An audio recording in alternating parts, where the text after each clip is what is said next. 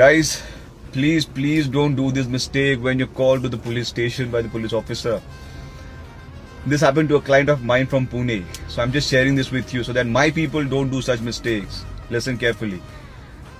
The client got a notice in a case under section 35 subsection 3 of BNSS, that is Bharatiya Nagrik Suraksha Sanhita, which was earlier also known as notice served under section 41A of CRPC.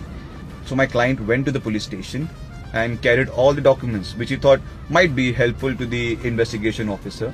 And there were some documents which were against him that could have easily landed him in a trouble, So he later realized his mistake, and he called my office and to engage me as his counsel, and said he was summoned to the police station and he, gave all the documents and showed all the documents to the investigation officer in a good faith.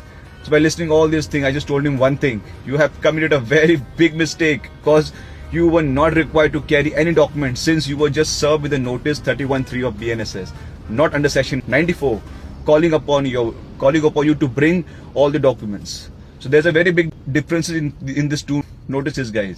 Please understand this. If you're issued notice under section 94, then only you are required to carry documents. Otherwise, section 35 subsection 3 of BNSS, it's only your personal presence is required, nothing else. If notice suggests that it is issued under section 179, that means you are just a witness in the case, not an accused. So if you're called as a witness to the case, then you're also eligible for the allowances. Exactly. You are eligible for the allowances if you're the witness in the case. So claim it as a matter of your right from the police. Don't forget that. Thank you.